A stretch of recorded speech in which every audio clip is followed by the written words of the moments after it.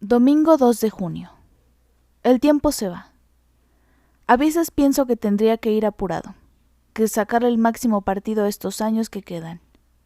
Hoy en día, cualquiera puede decirme, después de escudriñar mis arrugas, pero si usted todavía es un hombre joven, todavía. ¿Cuántos años me quedan de todavía? Lo pienso y me entra el apuro. Tengo la angustiante sensación de que la vida se me está escapando, como si mis venas se hubieran abierto y yo no pudiera detener mi sangre.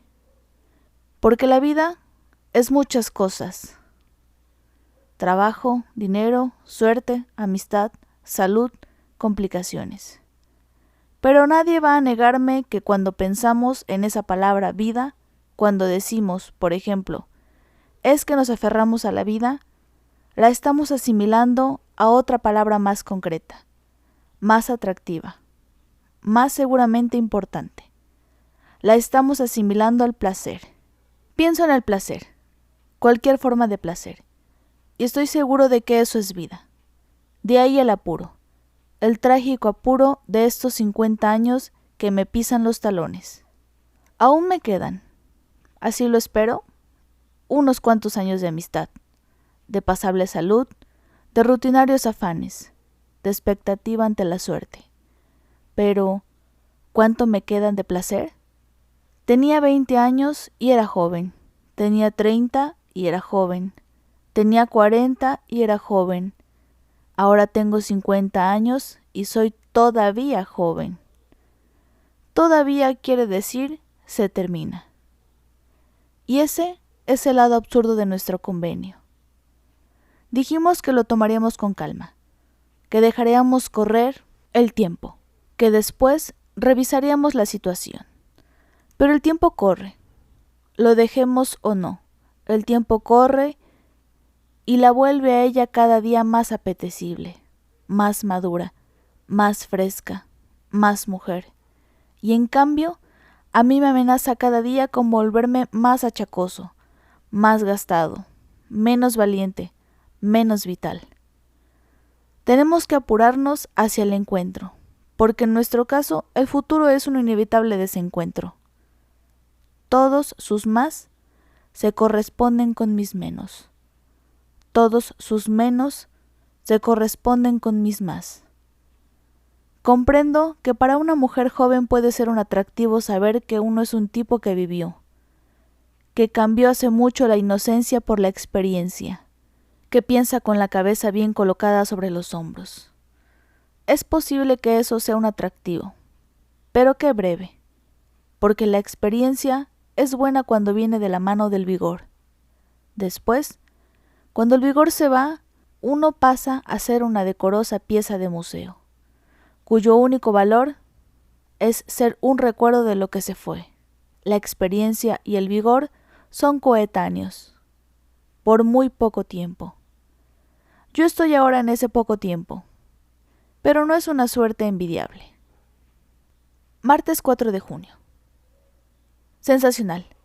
La Valverde se peleó con Suárez. Toda la oficina está convulsionada. La cara de Martínez era un himno.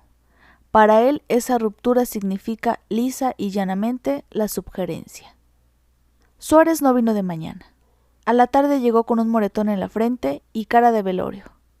El gerente lo llamó y le pegó 4 gritos. Eso quiere decir que no se trata de un simple rumor, sino de una versión realmente oficial y autorizada. Viernes 7 de junio. Hasta ahora habíamos ido 2 veces al cine, pero después ella se iba sola. Hoy, en cambio, la acompañé a la casa. Había estado muy cordial, muy compañera. En mitad de la película, cuando Adalí Valí sufre tanto con el imbécil de Farley Granger, sentí de pronto que su mano se apoyaba sobre mi brazo. Creo que fue un movimiento reflejo, pero el caso es que después no la retiró. Hay dentro de mí un señor que no quiere forzar los acontecimientos, pero también hay otro señor que piensa obsesivamente en el apuro. Nos bajamos en 8 de octubre y caminamos las 3 cuadras. Estaba oscuro, pero era la clara oscuridad de la noche, sin más ni más. La UTE, la vieja y gaucha UTE, me regalaba un apagón. Ella iba caminando separada de mí, como a 1 metro, pero al acercarme a una esquina con almacén, con mesa de truco iluminada a vela, alguien separó lentamente su sombra de la sombra de un árbol, y el metro de distancia se esfumó, y antes de que yo me diera cuenta, me estaba dando el brazo. El dueño de la sombra era un borracho inofensivo e indefenso que murmuraba: «¡Vivan los pobres de espíritu y el Partido Nacional!». Sentí que ella sofocaba una risita y que aflojaba la tensión de sus dedos. Su casa es el 368 de una calle con nombre y apellido. Algo como Ramón P. Gutiérrez o Eduardo Z. Domínguez, no me acuerdo. Tiene zaguán y balcones. La puerta estaba cerrada, pero ella me contó que también hay una cancela con algo que quiere ser vitrales.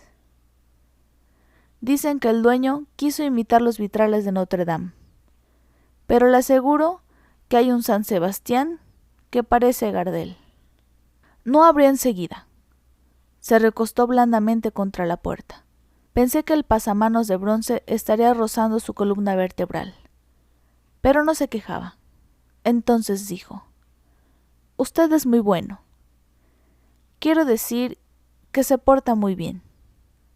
Y yo, que me conozco, mentí como un santo. Claro que soy muy bueno, pero no estoy seguro de estarme portando bien». «No se ha creído», dijo. «¿No le enseñaron que cuando era chico, que cuando uno se porta bien, no tiene que reconocerlo?» Era el momento y ella lo esperaba. Cuando era chico, me enseñaron que siempre que uno se porta bien, recibe un premio. ¿Acaso yo no lo merezco?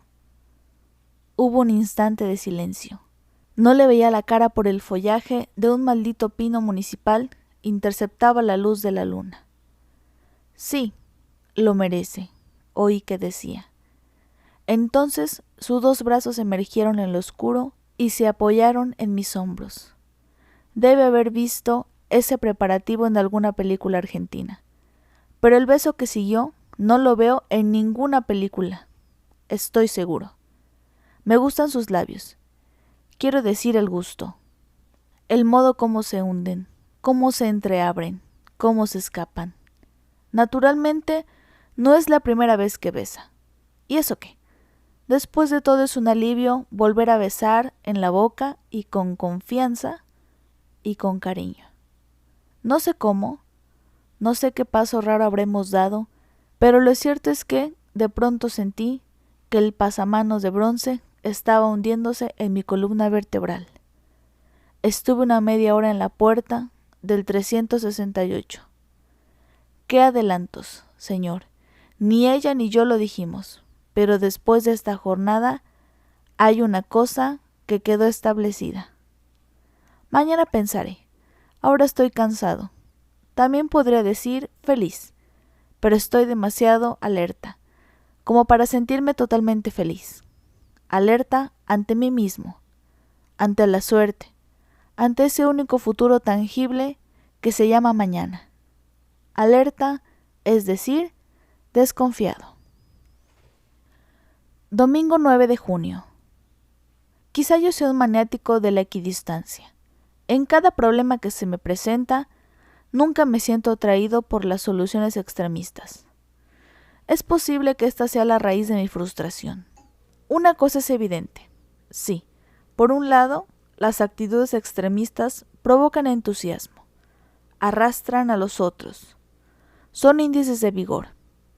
Por otro, las actitudes equilibradas son por lo general incómodas, a veces desagradables, y casi nunca parecen heroicas. Por lo general, se precisa bastante valor, una clase muy especial de valor, para mantenerse en equilibrio. Pero no se puede evitar que a los demás les parezca una demostración de cobardía. El equilibrio es aburrido además, y el equilibrio es, hoy en día, una gran desventaja que por lo general la gente no perdona. ¿A qué venía todo esto? Ah, sí, la equidistancia que ahora busco. ¿Tiene que ver? ¿Qué no tiene que ver con ella en mi vida actual? Con Avellaneda. No quiero perjudicarla ni quiero perjudicarme. Primera equidistancia.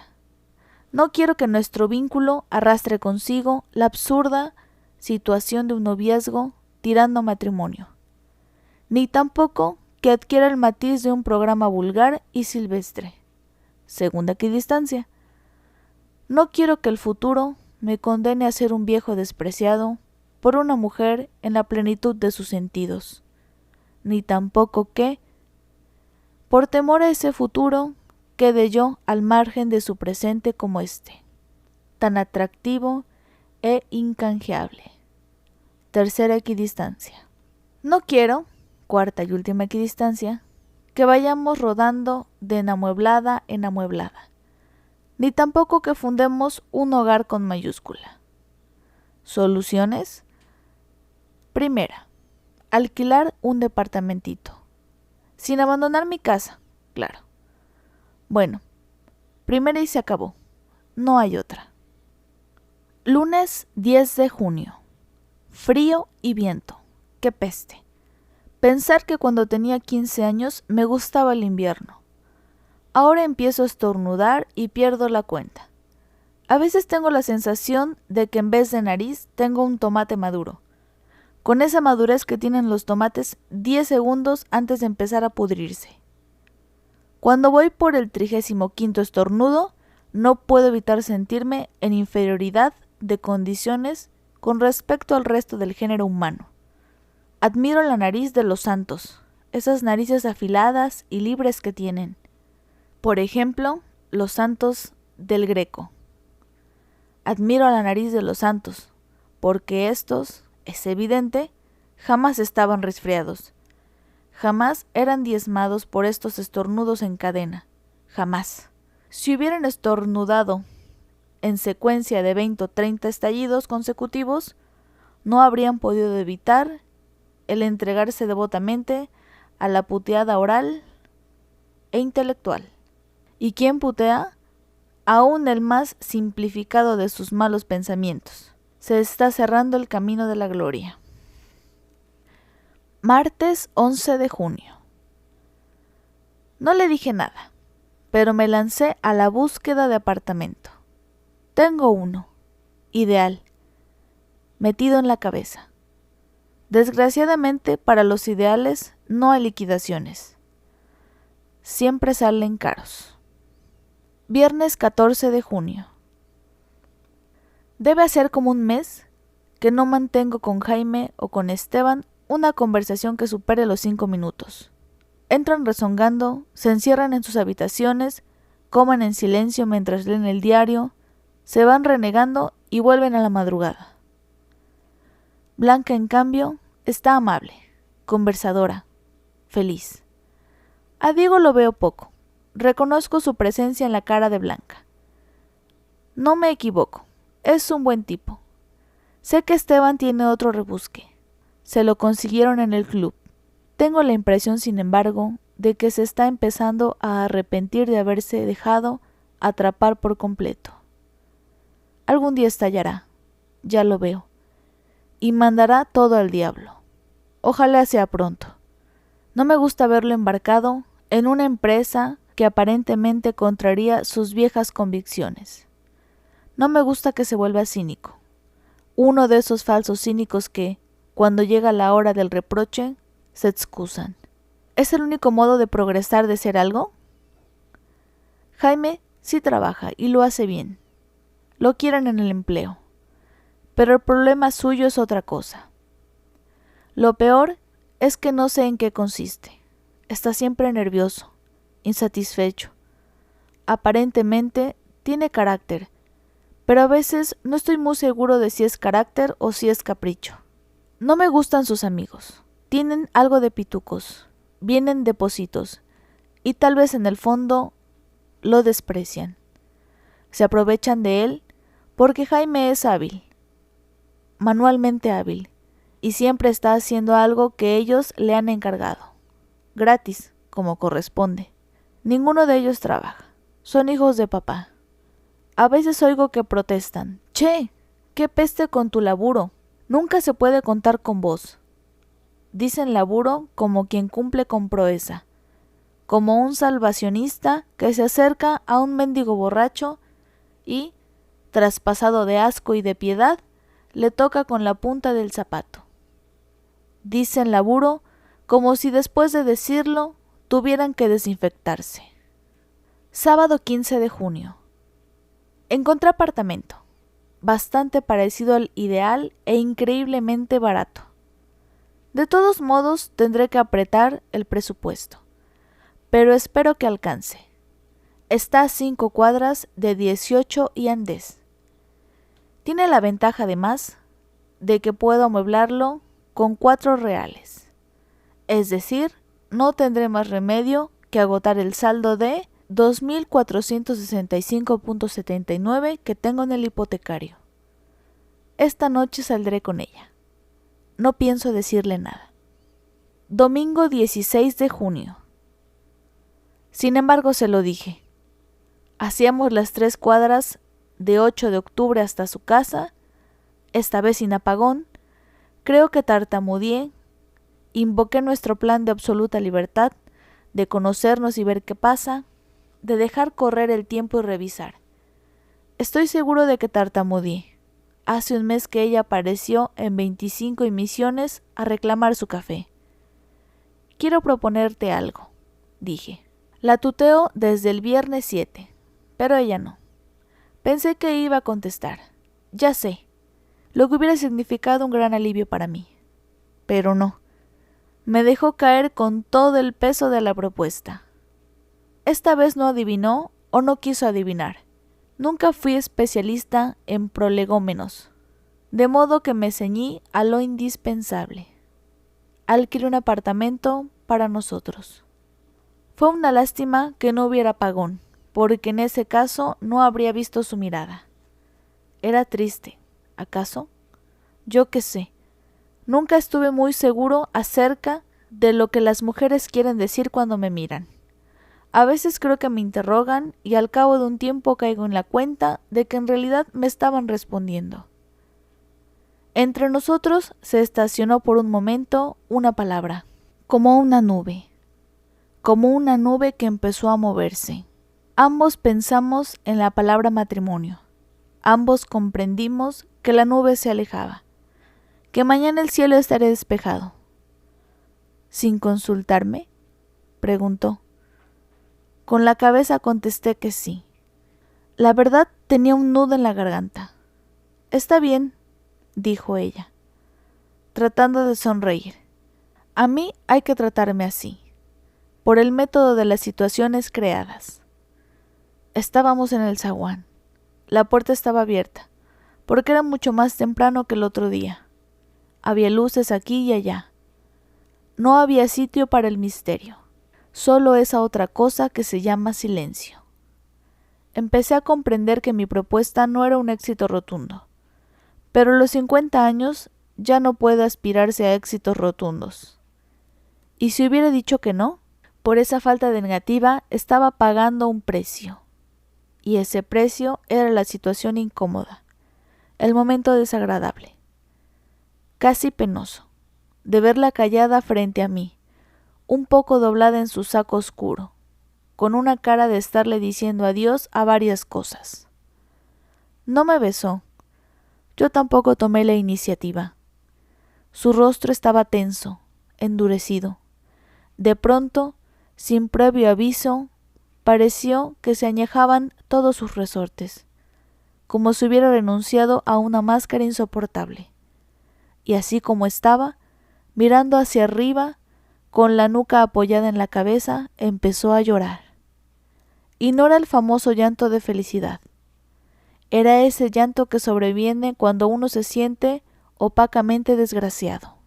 Cuando alguien se siente brillantemente desgraciado, entonces sí vale la pena llorar, con acompañamiento de temblores, convulsiones y, sobre todo, con público. Pero cuando además de desgraciado uno se siente opaco, cuando no queda sitio para la rebeldía, el sacrificio o la heroicidad, entonces hay que llorar sin ruido, porque nadie puede ayudar, y porque uno tiene conciencia de que eso pasa y al final se retoma el equilibrio, la normalidad. Así era el llanto de ella. En este rubro no me engaña nadie. ¿Puedo ayudarte?, dije. ¿Con todo? ¿Puedo remediar esto en algo? ¿Preguntas al santo botón? Saqué una más, muy desde el fondo de mis dudas. ¿Qué pasa? ¿Querés que nos casemos? Pero la nube estaba lejos. No, dijo. Lloro porque todo es una lástima. Y es tan cierto. Todo es una lástima. Que no hubiera apagón. Que yo tenga 50. Que ella sea buena chica.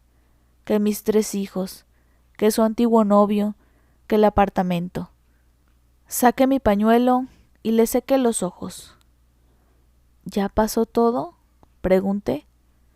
Sí, pasó todo.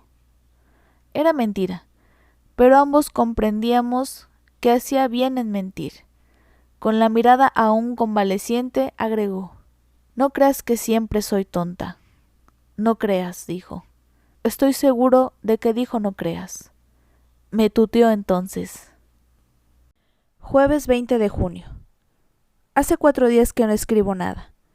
Entre los trámites para alquilar el departamento, la aceptación de garantía, el retiro de los 2.465, la compra de algunos muebles. Lo he pasado tremendamente agitado. Mañana me entregan el departamento. El sábado de tarde me llevan las cosas. Viernes 21 de junio. Lo echaron a Suárez. Es increíble, pero lo echaron. El personal fomentó alegremente el rumor de que la Valverde había presionado para que lo liquidaran. Lo sorprendente es que la causa del despido no pudo ser menor. Expedición mandó 2 encomiendas equivocadas. Suárez ni siquiera se enteró de sus envíos, seguramente efectuados por unos de esos muchachos novicios y pajarones que tiene a su cargo la tarea de empaquetar. En un pasado no muy lejano, Suárez hizo cualquier cantidad de porquerías, y nadie le dijo nada. Evidentemente, desde hace 3 o 4 días, el gerente tendría la orden de defenestrar a este amante en desgracia. Pero Suárez, que olfateaba lo que se le venía encima, se estuvo portando como un niño ejemplar. Llegaba en hora, hasta hubo días que trabajó alguna horita extra. Estaba amable, humilde, disciplinado. De nada le valió, sin embargo. Si no hubiera tenido lugar esa falta en expedición, estoy seguro de que igual lo habrían despedido, por fumar demasiado o por no haberse lustrado los zapatos. Algún refinado sostiene, por otra parte, que los paquetes fueron enviados con destino erróneo, por orden expresa y confidencial de la gerencia. No me extrañaría nada. Cuando le comunicaron a Suárez la noticia, daba lástima verlo.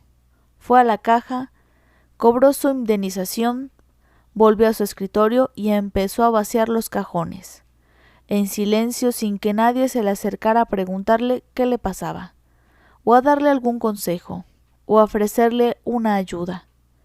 En solo media hora había pasado a ser un indeseable.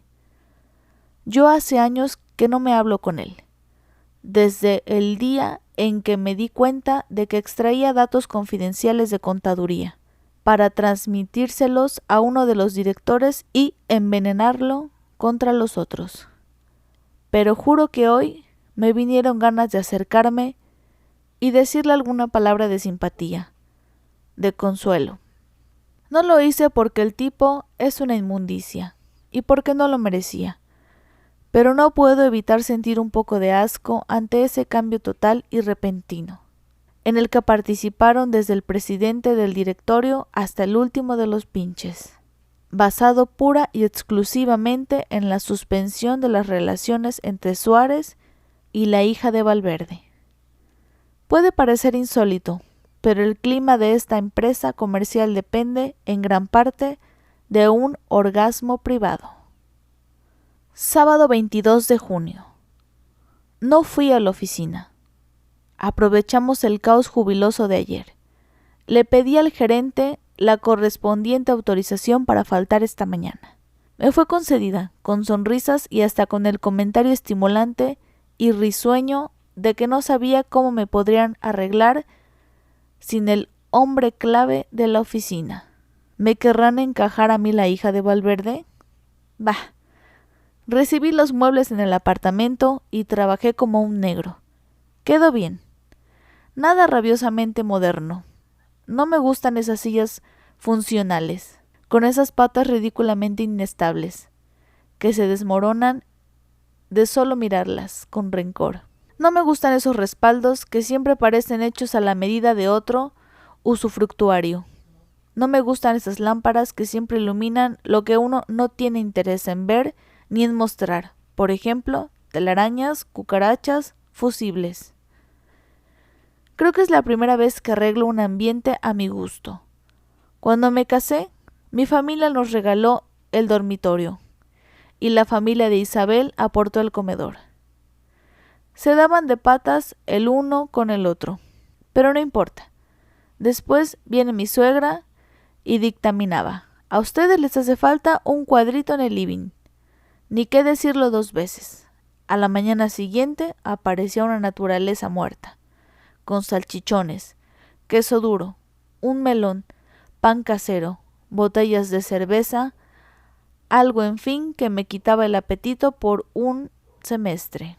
Otras veces, generalmente en ocasión de algún aniversario, cierto tío nos mandaba gaviotas para colgar en la pared del dormitorio, o dos mayolicas con unos pajecitos maricones que eran aproximadamente repugnantes.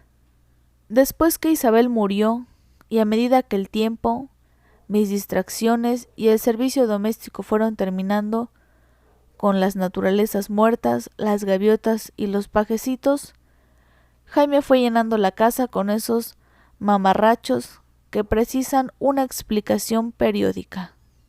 A veces los veo, a él y a sus amigos, extasiados frente a una jarra que tiene alas, recortes de diarios, una puerta y testículos, y los oigo comentar: ¡qué reproducción bárbara! No entiendo ni quiero entender por qué. La verdad es que su admiración tiene una cara de hipócrita. Un día les pregunté: ¿y por qué no traen alguna vez una lámina con algo de Gaudí o Monet, de Renoir? ¿Acaso son malos? Entonces Danielito Gómez Ferrando, un pendejo que se acuesta todos los días a las 5 de la mañana porque las horas de la noche son las más auténticas, un delicado que no pisa un restaurante después que ha visto allá a alguien que usaba escarbadientes, justamente ese, me contestó: pero señor, nosotros estamos en el abstracto. Él, el cambio, no es nada abstracto, con su carita sin cejas y su eterna expresión de gatita preñada. Domingo 23 de junio. Abrí la puerta y me hizo a un lado para que ella pasara. Entró a pasitos cortos, mirándolo todo con extrema atención, como si hubiera querido ir absorbiendo lentamente la luz, el clima, el olor. Pasó una mano por la mesa libro, luego por el tapizado del sofá. Ni siquiera miró hacia el dormitorio. Se sentó, quiso sonreír y no pudo. Me pareció que le temblaban las piernas. Miró las reproducciones de la pared. Botticelli, dijo, equivocándose. Era Filippo Lippi. Ya habrá tiempo de esclarecérselo. Empezó a preguntar sobre calidades, sobre precios, sobre mueblerías. Me gusta, dijo 3 o 4 veces. Eran las 7 de la tarde, el sol casi tendido, convertía en anaranjado el papel crema de las paredes. Me senté a su lado y se puso rígida. Ni siquiera había dejado la cartera. Se la pedí. ¿Te acordás que no sos la visita sino la dueña de la casa? Entonces, haciendo un esfuerzo, se aflojó un poco el pelo. Se quitó la chaqueta, estiró nerviosamente las piernas. ¿Qué hay?, pregunté. ¿Estás asustada? ¿Tengo cara de estarlo?, respondió preguntando. Francamente sí. Puede ser. Pero no es de vos ni de mí. Ya sé, estás asustada solo del momento. Me pareció que se tranquilizaba. Una cosa era cierta. No se estaba mandando la parte. La palidez significaba que el susto era sincero. Su actitud no era la misma de esas cajeras que aceptan ir a la amueblada, pero que, en el momento mismo en que el taxi se detiene, se vuelven puntualmente histéricas y llaman a gritos a la mamá. No. En ella nada es teatro. Estaba confusa y no quería. Quizá no me convenía indagar demasiado sobre las causas de esa confusión. Lo que pasa es que tengo que acostumbrarme a la idea, dijo, tal vez para conformarme. Ella se daba cuenta de que yo estaba un poco desalentado. Una siempre imagina estas cosas de un modo un poco diferente de lo que después viene a ser, pero algo tengo que reconocer y agradecerte. Esto que has preparado no es demasiado distinto de lo que yo tenía pensado. ¿Desde cuándo? Desde que iba al liceo y estaba enamorada del profesor de matemáticas. La mesa estaba pronta, con esos platos lisos, amarillos, que la empleada del bazar había elegido por mí. No es totalmente cierto, a mí también me gustan. Serví el fiambre, cumplí con toda dignidad el papel de anfitrión. A ella le gustaba todo, pero la atención no la dejaba disfrutar de nada. Cuando llegó el momento de descorchar el champán, ya no estaba pálida. ¿Hasta qué hora podés quedarte?, pregunté. Hasta tarde. ¿Y tu madre? Mi madre sabe lo nuestro. Un golpe bajo, evidentemente. Así no se vale. Me sentí como desnudo, con esa desesperada desnudez de los sueños, cuando uno se pasea en calzoncillos por Sarandí y la gente lo festeja de vereda a vereda. ¿Y eso? ¿Por qué?, me atreví a preguntar. Mi madre sabe todo lo mío. ¿Y tu padre? Mi padre vive fuera del mundo. Es sastre. Horrible. Nunca vayas a hacerte un traje con él. Los hace todos a la medida del mismo maniquí. Pero además es teósofo y anarquista. Nunca pregunta nada. Los lunes se reúne con sus amigos teósofos y glosa a la Blavatsky hasta la madrugada. Los jueves vienen a casa sus amigos anarquistas y discuten a grito pelado sobre Bakunin y sobre Kropotkin. Por lo demás, es un hombre tierno, pacífico, que a veces me mira con una dulce paciencia y me dice cosas muy útiles, de las más útiles que he escuchado jamás. Me gusta mucho que hable de los suyos, pero hoy me gustó especialmente. Me pareció que era un buen presagio para la inauguración de nuestra flamante intimidad. ¿Y tu madre qué dice de mí? Mi trauma psicológico proviene de la madre de Isabel. ¿De vos? Nada. Dice de mí. Terminó con el resto del champán que quedaba en la copa y se limpió los labios con la servilletita de papel. Ya no le quedaba nada de pintura. Dice de mí que soy una exagerada, que no tengo serenidad. ¿Con respecto a lo nuestro o con respecto a todo? A todo. La teoría de ella, la gran teoría de su vida. La que mantiene ese vigor es que la felicidad, la verdadera felicidad, es un estado mucho menos angélico y hasta bastante menos agradable de lo que uno tiende siempre a soñar. Ella dice que la gente acaba por lo general sintiéndose desgraciada, nada más que por haber creído que la felicidad era una permanente sensación de indefinible bienestar, de gozo, éxtasis, de festival perpetuo. No, Dice ella, la felicidad es bastante menos, o quizá bastante más, pero de todos modos otra cosa. Y eso es seguro que muchos de esos presuntos desgraciados son en realidad felices. Pero no se dan cuenta, no lo admiten, porque ellos creen que están muy lejos del máximo bienestar. Es algo semejante a lo que pasa con los desilusionados de la Gruta Azul. La que ellos imaginaron es una gruta de hadas. No sabían bien cómo era, pero sí que era una gruta de hadas. En cambio llegan allí y encuentran con que todo el milagro consiste en que uno mete las manos en el agua y se las ve levemente azules y luminosas. Evidentemente le agrada relatar las reflexiones de su madre. Creo que las dice como una convicción inalcanzable para ella, pero también como una convicción que ella quisiera fervientemente poseer. ¿Y vos, cómo te sentís?, pregunté. ¿Como si te viera las manos levemente azules y luminosas? La interrupción la trajo a la tierra, al momento especial que era este día. Dijo, todavía no las introduje al agua, pero enseguida se sonrojó. Porque, claro, la frase podría tomarse como una invitación, hasta por una urgencia que ella no había querido formular. Yo no tuve la culpa, pero ahí estuvo mi repentina desventaja. Se levantó, se recostó en la pared y me preguntó con un tonito que quería ser simpático, pero que en realidad era notoriamente inhibido. ¿Puedo pedirte un primer favor? Podés, respondí, y ya tenía mis temores. ¿Dejás que me vaya, así sin otra cosa? Hoy, solo por hoy. Te prometo que mañana todo irá bien. Me sentí desilusionado, imbécil comprensivo. Claro que te dejo.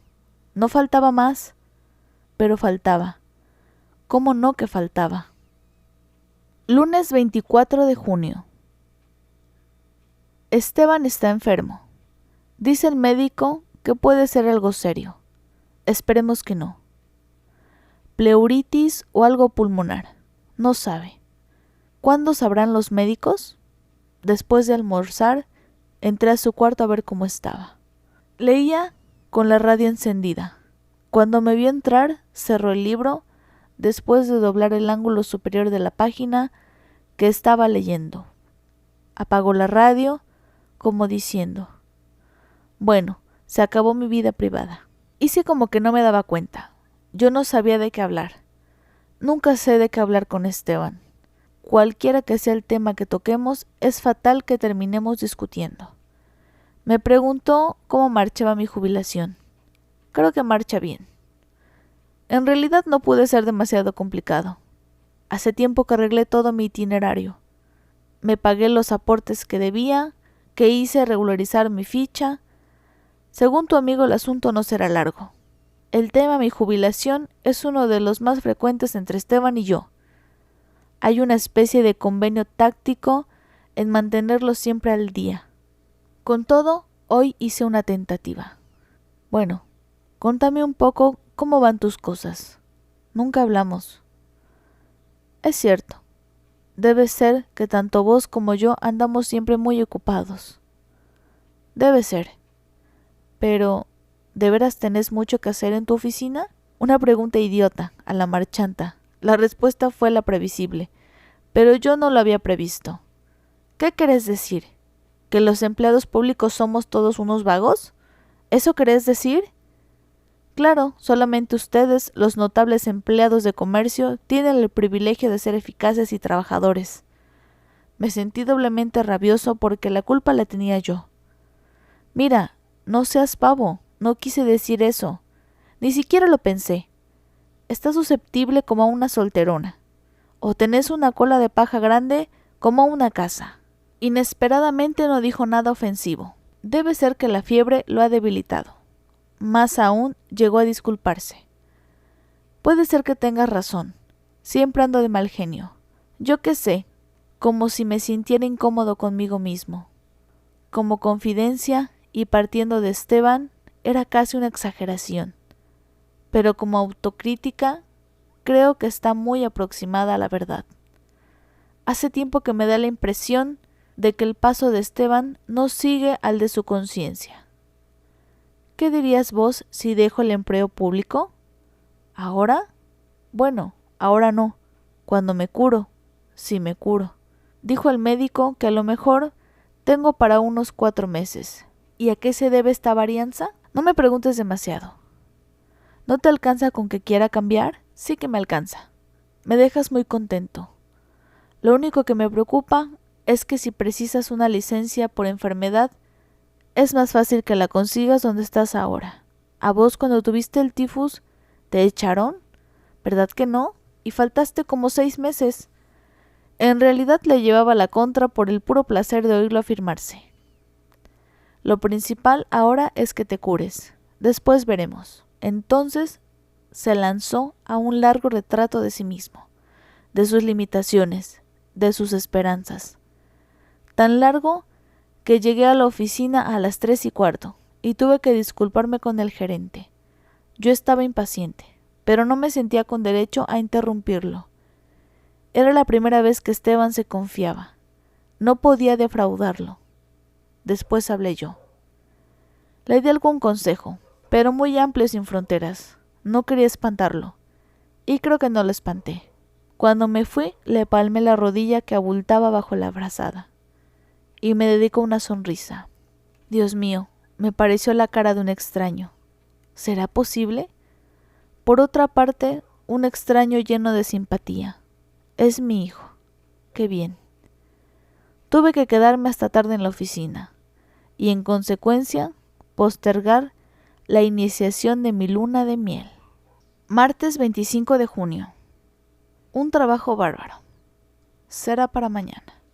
Miércoles 26 de junio. Tuve que trabajar hasta las 10 de la noche. Estoy literalmente reventado.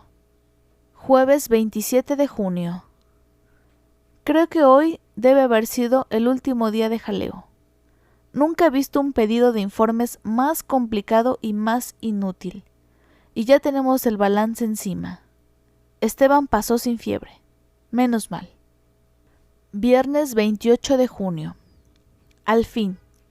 A las 7:30 salí de la oficina y fui al apartamento. Ella había llegado antes. Había abierto con su llave y se había instalado. Cuando llegué, me recibió alegremente, sin inhibiciones. Otra vez con un beso. Comimos, hablamos, reímos, hicimos el amor. Todo estuvo tan bien que no vale la pena escribirlo. Estoy rezando que dure, y para presionar a Dios voy a tocar madera sin patas. Sábado 29 de junio. Parece que lo de Esteban no está en serio. La radiografía y los análisis desmintieron al médico y su mal agüero. A ese tipo le gusta aterrorizar. Nunca por lo menos la proximidad de graves complicaciones, de peligros indefinidos e implacables. Después, si la realidad no es tan tremenda, sobreviene una gran sensación de alivio, y el alivio familiar es por lo común el mejor clima posible para pagar sin fastidio, hasta con gratitud, una cuenta abusivamente alta. Cuando uno le pregunta al doctor humildemente, casi con vergüenza, sintiendo claramente el bochorno de tocar un tema tan vulgar y grosero frente a quien sacrifica su vida y su tiempo por la salud del prójimo, ¿cuánto es, doctor? Él dice siempre, acompañado de sus palabras, con un generoso y comprensivo gesto de incomodidad: por favor, amigo, ya habrá tiempo para hablar de eso. Y no se apure, que conmigo nunca va a tener problema. Y enseguida, para rescatar la dignidad humana de este sórdido bache, hace punto y aparte y se lanza a dictar cátedra sobre el caldito que mañana tomará el convaleciente. Después, cuando al fin llega el tiempo de hablar de eso, viene la hinchada cuenta sola, por correo, y uno queda un poco turulato ante la cifra. Quizá porque en ese momento no estaba presente la sonrisa fiable, paternal, franciscana, de aquel austero mártir de la ciencia. Domingo 30 de junio. Todo un día para nosotros, desde el desayuno en adelante. Vine ansioso por verificar, por comprobarlo todo. Lo del viernes fue una cosa única, pero torrencial. Pasó todo tan rápido, tan natural, tan felizmente, que no pude tomar ni una sola anotación mental. Cuando se está en el foco mismo de la vida, es imposible reflexionar, y yo quiero reflexionar, medir lo más aproximadamente posible esta cosa extraña que me está pasando. Reconocer mis propias señales, compensar mi falta de juventud con mi exceso de conciencia. Y entre los detalles que quiero verificar está el tono de su voz, los matices de su voz, desde la extrema sinceridad hasta el ingenuo disimulo. Está su cuerpo, al que virtualmente no vi, pero pude descubrir, porque preferí pagar deliberadamente ese precio con tal de sentir que se aflojaba la tensión, que sus nervios cedían la plaza a los sentidos. Preferí que la oscuridad fuera realmente impenetrable, a prueba de toda rendija iluminada, con tal de que sus estremecimientos de vergüenza, de miedo, qué sé yo, se cambiaran paulatinamente en otros estremecimientos, más tibios, más normales, más propios de la entrega. Hoy me dijo: estoy feliz de que todo haya pasado. Y pareciera por el impulso de las palabras, por la luz de los ojos, que se estuviera refiriendo a un examen, a un parto, a un ataque, a cualquier cosa de mayor riesgo y responsabilidad que la simple, corriente, cotidiana operación de acostarse juntos un hombre y una mujer, mucho más simple, corriente y cotidiana que la de acostarse juntos un hombre y una mujer. Hasta te diría que me siento sin culpa, limpia de pecado. Debo haber hecho un gesto de impaciencia, porque enseguida aclaró: yo sé que no lo podés entender, que es algo que no cabe en los muchos dedos de frente masculina. Para ustedes hacer el amor es una especie de trámite normal, de obligación casi higiénica, raras veces un asunto de conciencia. Es inevitable cómo pueden separar ese detalle que se llama sexo de todo lo otro esencial, de todas las otras zonas de la vida. Ustedes mismos inventaron eso de que el sexo lo es todo en la mujer. Lo inventaron y después lo desfiguraron. Lo convirtieron en una caricatura de lo que verdaderamente significa. Cuando lo dicen, piensan en la mujer como una gozadora vocacional, impenitente. El sexo es todo en la mujer, es decir, la vida entera de la mujer, con sus afeites, con su arte de engañar, con su barniz de cultura, con sus lágrimas listas, con todo su equipo de seducciones para agradar al hombre y convertirlo en el proveedor de su vida sexual, de su exigencia sexual, de su rito sexual. Estaba entusiasmada y hasta parecía enojada conmigo. Me miraba con una ironía tan segura que parecía la depositaria de toda la dignidad femenina de este mundo.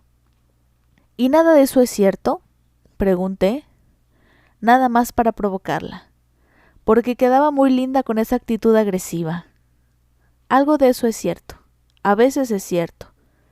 Ya sé que hay mujeres que son eso y nada más, pero hay otras, la mayoría, que no son eso, y otra más, que aunque lo sean, son además otra cosa, un ser humano complicado, egocéntrico, extremadamente sensible.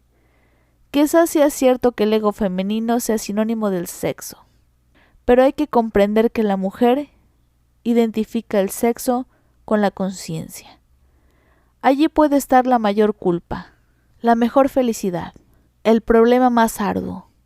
Para ustedes es tan diferente.